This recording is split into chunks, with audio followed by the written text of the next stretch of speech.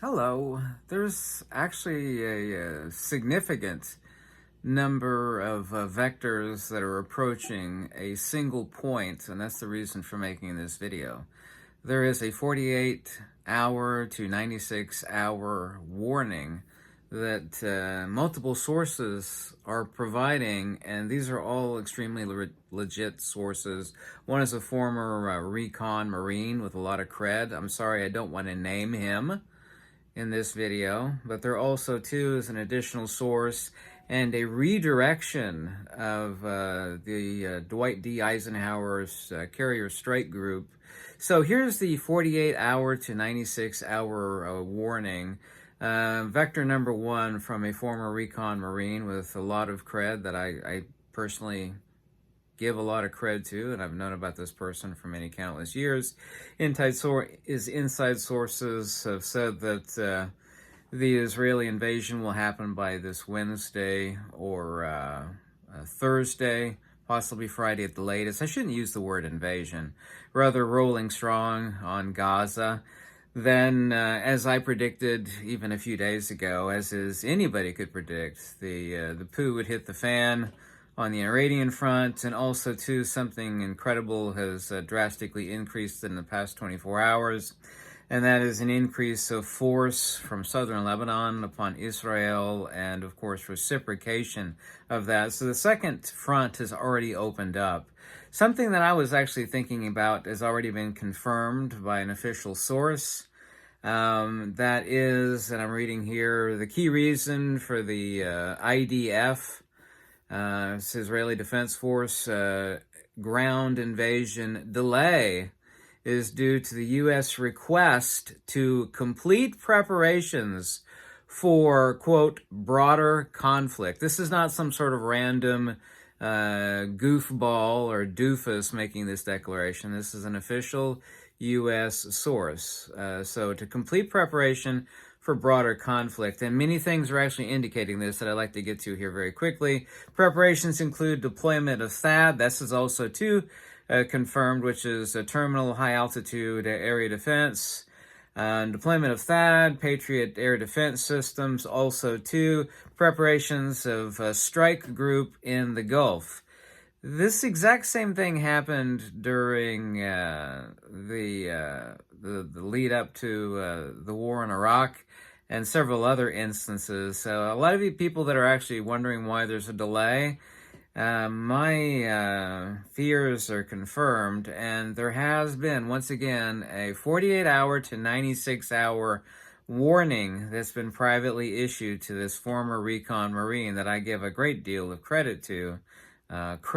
Street cred, take your pick, whatever you feel like. So there is a strategic placement of forces that are going on. Right now we actually have, not far off of Israel, the USS Gerald Ford and the USNS Laramie.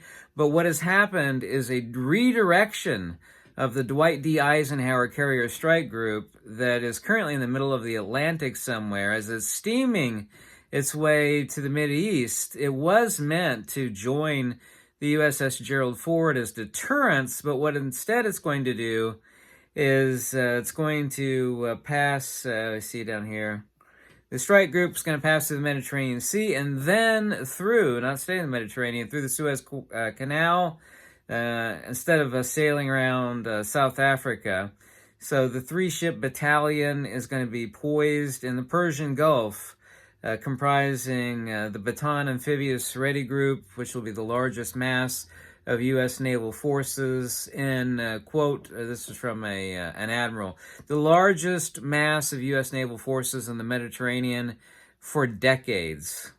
Bibi Netanyahu has said repeatedly, as I think several U.S. officials, of cutting off the head of the snake. Now, I think a lot of unintelligent people have read that or just completely glossed over. We're going to cut off the head of the snake. They think that's a higher up leadership, either in Lebanon or Gaza, but the head of the snake, they will tell you over and over and over and over again, and they have for decades, really, is in Iran, which all sources, whether we agree on this or not, is not important. They keep declaring, and they have now even up to about 8+ plus years ago, currently at 85% uranium enrichment. Just yesterday on travel.state.gov, a worldwide caution was issued due to increased tensions, yada yada. So that occurred today, a worldwide orange level caution.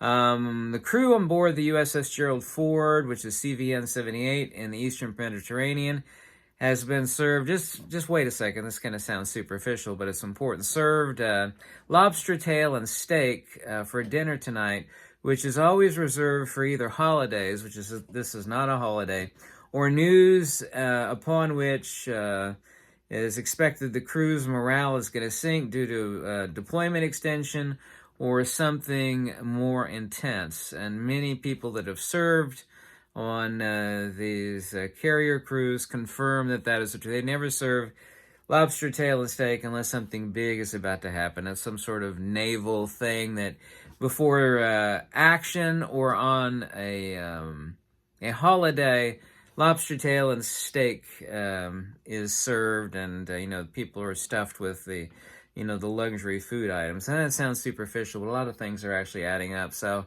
the Dwight D. Eisenhower Carrier Strike Group is comprised of a lot of high-end military assets that are being strategically placed, and which makes 100% sense that the U.S. is telling Israel, cool your jets just for a few days here, because we're strategically placing these assets. So the Dwight D. Eisenhower Carrier Strike Group, the Arleigh Burke-class destroyer USS Gravely, the USS Mason, and the Ticonderoga-class guided missile cruiser, the USS Philippine Sea. Also, too, Austin, U.S. official, head of the military, has ordered the deployment of Terminal High Altitude Area Defense, THAAD, as I mentioned, and many more Patriot battalion batteries to the Mideast. Also, too, I mentioned about the cutoff of the Lake City 5.56 munitions for all civilian sales were cut off. I mentioned that a couple days ago. It turns out we have confirmation now that every day, multiple, I got it right here. Yeah, multiple deliveries via air are being delivered to Israel of munitions. 5.56, which feeds the Israeli Tavor, and other munitions to Israel. Also, too, on top of the 2,000 PTDO, which is prepare to deploy orders. In other words, be ready within 24 hours to deploy. On top of the 2,000, there has been an expanded preparation to deploy orders for more U.S. troops. The specifics were not given, but that is confirmed. So the USS Carney, by the way, traveled through the Suez Canal on Wednesday and immediately intercepted 4 cruise missiles and 11 drones from an unknown origin. I think now it's been reported that it's from Yemen. Those were all intercepted. So the Dwight D. Eisenhower has been redirected. They're meant to join the Ford for deterrence, but redirection has been given for the Carrier Strike Group Eisenhower and its affiliates in that strike group to pass through the Suez Canal.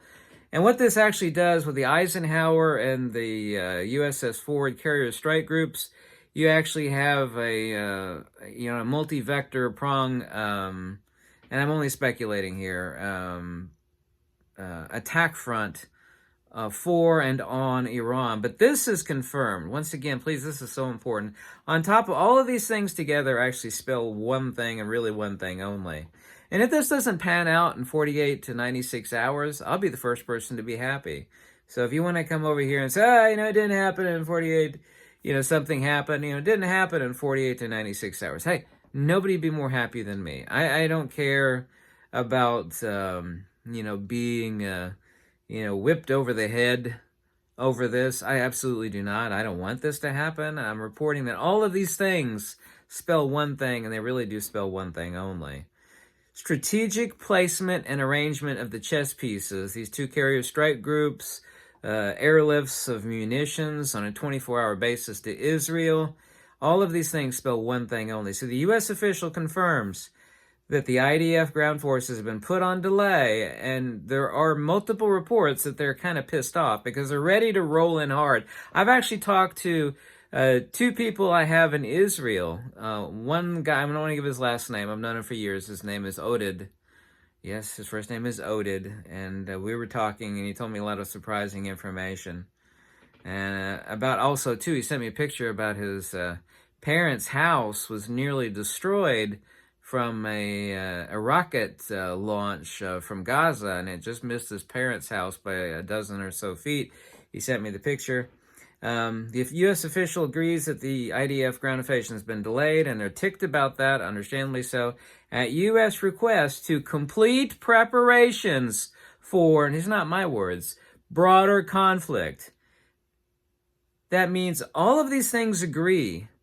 Strategic placement of forces, hold off on the ground roll-in on Gaza vis-a-vis the IDF. We know there's 300,000, endless thousands of tanks, and those little things they call, what do they call them? The teddy bear, which is basically like a protected bulldozer. You should look it up. It's like the teddy bear, isn't that what it's called?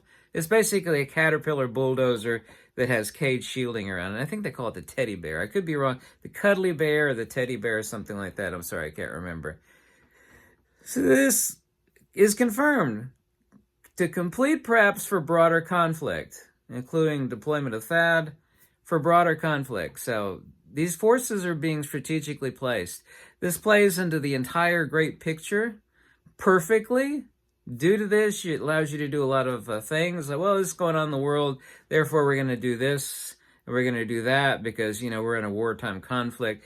Every time there's a war conflict, it feeds the mick.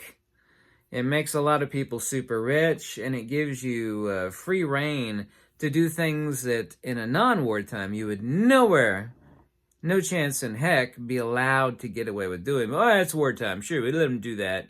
You know, normally we'd never let them do something like that, but... So anyway, the former recon Marines, as the sources, have a 96-hour warning max, somewhere between Wednesday and Friday. I hope this doesn't happen. But everything seems to say this, including the diversion of the Dwight D. Eisenhower Carrier Group, not to join the Gerald Ford carrier strike group, but rather to steam on through the Suez Canal to the Persian Gulf. You draw two vectors from the Eisenhower and the Gerald Ford, and they intersect at Iran, essentially. That is undeniable. So you make your own decisions on this. I'm just providing this information. All of these things paint one picture and one picture only. But please feel free to tell me I'm wrong. And I hope this doesn't happen. I really, really don't. I'm not interested in fear. I'm interested in facts, making logical, intelligent conclusions. If this doesn't pan out, I'll be perfectly happy. So you tell me.